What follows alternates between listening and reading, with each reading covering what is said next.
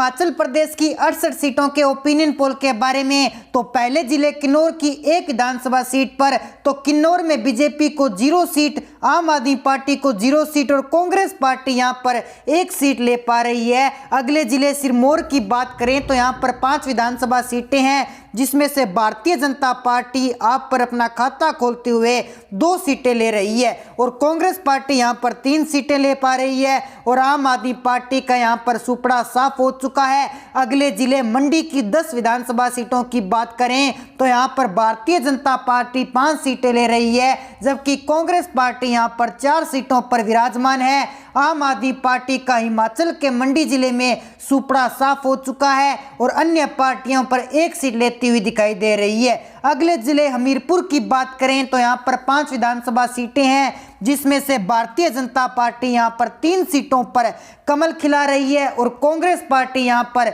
2 सीटें ले रही है। बाकी बची पार्टी यहां पर कोई भी सीट नहीं ले पा रही है। अगले जिले लाहौल की 1 विधानसभा सीट पर चर्चा करें तो यहां पर भारतीय जनता पार्टी अपना कमल खिलाने में साफ साफ दिखाई दे रही है। बाकी बची कांग्रेस और आम आदमी पार्टी यहां पर 0 सीटें हासिल कर रही है। अगला जिला हिमाचल का कांगड़ा, जहां से विधानसभा चुनाव की शुरुआत होती है, जो सबसे अहम जिला हिमाचल का माना जाता है। यहाँ की कुल 15 विधानसभा सीटें हैं, जिसमें से भारतीय जनता पार्टी यहाँ पर 7 सीटें ले रही है, जबकि कांग्रेस पार्टी यहाँ पर 6 सीटों पर कामयाबी हासिल हो रही है। बाकी बची आम आदमी पार्टी और अन्य पार्टियां यहाँ 1-1 सीटें ले रही है। इसी के साथ बढ़ते हैं अगले जिले कुल्लू की 4 विधानसभा सीटों की ओर। यहाँ पर कांग्रेस और भारतीय जनता पार्टी इक्वल 2-2 सीटें हासिल कर रही है। बाकी बची पार्टी का यहाँ पर कुल्लू जिले में सुपड़ा साफ हो चुका है।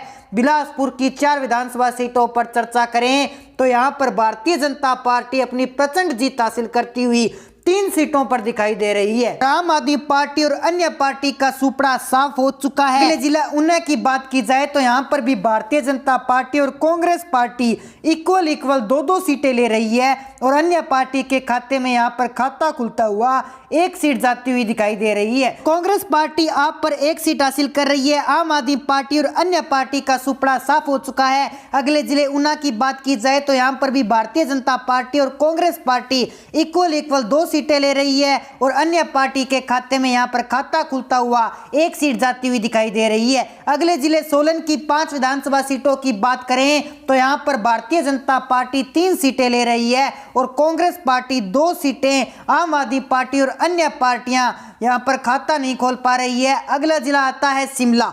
शिमला के अंतर्गत 8 विधानसभा सीटें हैं, जिसमें से भारतीय जनता पार्टी 4 सीटें और कांग्रेस पार्टी 3 सीट और यहाँ पर आम आदमी पार्टी अपना खाता खोलती हुई 1 सीट हासिल कर रही है। बाकी बची अन्य पार्टियों पर कोई भी सीट हासिल नहीं कर पा रही है। बढ़ते हैं अगले जिले चंबा। चंबा की कुल 4 विधानसभा सीटें हैं, जिसमें से भारतीय जनता पार्टी और कांग्रेस पार्टी दोनों इक्वल 2-2 सीटें हासिल कर रहे हैं। बाकी बची पार्टी का यहाँ पर सुपड़ा साफ हो चुका है।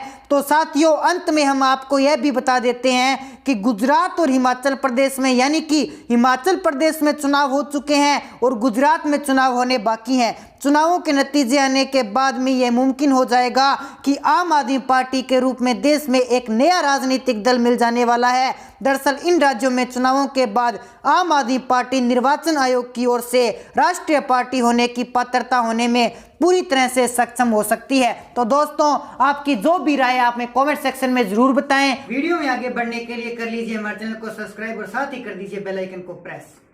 चलिए दोस्तों, शुरुआत करते हैं गुजरात के 182 सीटों का आंकड़ा। सबसे पहले जिला हमारे पास आता है महिसागर। महिसागर की कुल 3 विधानसभा सीटें हैं, जिसमें से भाजपा के खाते में यहाँ पर 1 सीट जा रही है। अगर हम आम आदमी पार्टी की बात करें तो यहाँ पर आम आदमी पार्टी को 0 सीट मिल रही है। यहीं पर कांग्रेस को 2 सीटों पर लाभ होता हुआ दिखाई दे रहा है। अगले जिले बनासकांठा की बात की जाए तो बनासकांठा की कुल 9 विधानसभा सीटें हैं, जिसमें से भाजपा के खाते में 5 सीटें आ रही है। आम आदमी पार्टी के 1 सीट और कांग्रेस के खाते में यहाँ पर 3 सीटें जाती हुई दिखाई दे रही है। बढ़ते हैं अगले जिले की ओर। अगला जिला आता है दाहोद। दाहोद की कुल 6 विधानसभा सीटें हैं, जिसमें से भाजपा के खाते में 2 सीटें और कांग्रेस भी यहां पर 2 सीटें ले रही है और आम आदमी पार्टी एक लेती हुई दिखाई दे रही है। इसी के साथ राजकोट जिले की बात करें तो राजकोट जिले के अंतर्गत 8 विधानसभा सीटें आती है, जिसमें से भाजपा के खाते में 3 सीटें,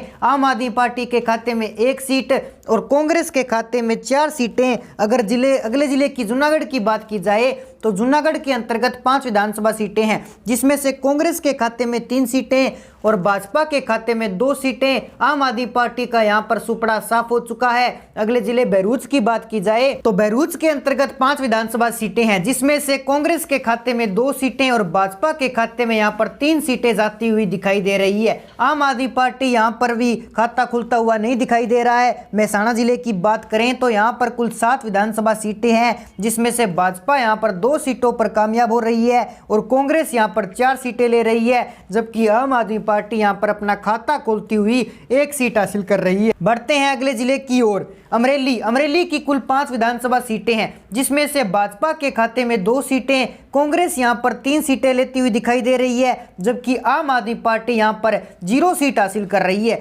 गांधीनगर की बात करें तो यहां पर 5 विधानसभा सीटें हैं, जिसमें से भाजपा के खाते में अप्रत्याशी तेज आ रही है और 1 सीट पर कांग्रेस ले रही है। जामनगर की बात करें तो यहां पर 5 विधानसभा सीटें हैं, 5 की 5 सीटें आम आदमी पार्टी के खाते में जा रही है, बाकी अन्य पार्टी को यहां पर कोई भी सीट नहीं हो रही है। अगले जिले नवसारी की बात करें तो यहां पर कुल 4 विधानसभा सीटें हैं, जिसमें से भाजपा के खाते में 3 सीटें जा रही है, आम आदमी पार्टी के खाते में 1 सीट और कांग्रेस यहां पर 0 सीट हासिल कर रही है। अगले जिले सुरेंद्रनगर की बात करें तो सुरेंद्रनगर के अंतर्गत 5 विधानसभा सीटें आती है, जिसमें से भाजपा के खाते में 3 सीटें, कांग्रेस के खाते में 2 सीटें और आम आदमी पार्टी के खाते में 0 सीट जाती हुई दिखाई दे रही है। भावनगर की बात कर लेते हैं तो भावनगर के अंतर्गत 7 विधानसभा सीटें हैं, जिसमें से भाजपा के खाते में 4 सीटें, कांग्रेस के खाते में 2 सीटें और आम आदमी पार्टी के खाते में 1 सीट जाती हुई दिखाई दे रही है। अगले जिले सूरत की बात की जाए तो यह गुजरात का सबसे बड़ा जिला माना जाता है। यहाँ की कुल 16 विधानसभा सीटें हैं, जिसमें से भाजपा यहाँ पर 9 सीटें हासिल कर रही है, आम आदमी पार्टी यहाँ पर 2 सीटें और कांग्रेस यहाँ पर 5 सीटें हासिल कर रही है। अगले जिले की ओर बढ़ते हैं मोरबी जिला। मोरबी जिले के अंतर्गत 3 विधानसभा सीटें हैं और यहाँ पर तीनों विधानसभा सीटें इस बार कांग्रेस को जाती हुई दिखाई दे रही है। बाकी बची बात करें आम आदमी पार्टी की यहाँ पर तो सुपड़ा साफ हो चुका है। अगले जिले की बात करें कच्छ जिला। कच्छ जिले के अंतर्गत 6 विधानसभा सीटें हैं, जिसमें से भाजपा के खाते में 3 सीटें, कांग्रेस के खाते में 2 सीटें, आम आदमी पार्टी के खाते में 1 सीट जाती हुई दिखाई दे रही है। अगले जिले वलसाड़ की 5 विधानसभा सीटों की बात करें तो यहाँ पर भाजपा 3 सीटें ले रही है, आम आदमी पार्टी को 2 सीटें और कांग्रेस यहाँ पर कोई भी सीट लेती हुई दिखाई नहीं दे रही है। आनंद जिले की बात करें तो यहाँ पर कुल 7 विधानसभा सीटें हैं, जिसमें से भाजपा यहाँ पर 4 विधानसभा सीटें ले रही है, कांग्रेस यहाँ पर 3 सीटें ले रही है। आनंद की बात की जाए तो अहमदाबाद की 21 विधानसभा सीटों की और यहाँ पर चर्चा करें तो बीजेपी को यहाँ पर 7 सीटें, आम आदमी पार्टी को 3 सीटें, कांग्रेस को 11 सीटें जाती हुई दिखाई दे रही है। अगले जिले छोटा उदयपुर की बात करें तो यहाँ पर कुल 3 विधानसभा सीटें हैं, जिसमें से बीजेपी के खाते में 1 सीट और कांग्रेस के खाते में यहाँ पर 2 सीट जाती हुई दिखाई दे रही है। इसी के साथ अगले जिले पाटन की बात की जाए तो यहाँ पर 4 विधानसभा सीटें हैं, जिसमें से बीजेपी के खाते में 1 सीट और कांग्रेस के खाते में 2 सीट, आम आदमी पार्टी के खाते में 1 सीट जाती हुई दिखाई दे रही है। अगले जिले साबरकांठा की 4 विधानसभा सीटों की बात करें तो यहाँ पर बीजेपी के खाते में 3 सीटें और कांग्रेस के खाते में यहां पर 1 सीट जाती हुई दिखाई दे रही है। गांधीनगर की अगर बात करें तो यहां पर 5 विधानसभा सीटें हैं, जिसमें से बीजेपी के खाते में 2 सीटें और कांग्रेस के खाते में 1 सीट, आम आदमी पार्टी खाते में 2 सीट जाती हुई दिखाई दे रही है। अगर अगले जिले की गिर सोमनाथ की बात करें तो गिर सोमनाथ की 4 विधानसभा सीटों पर चर्चा करें तो बीजेपी के खाते में 3 सीटें, कांग्रेस के खाते में यहां पर 1 सीट जाती हुई दिखाई दे रही है। अगले जिले खेड़ा की 6 विधानसभा सीटों पर एवरेज चर्चा करें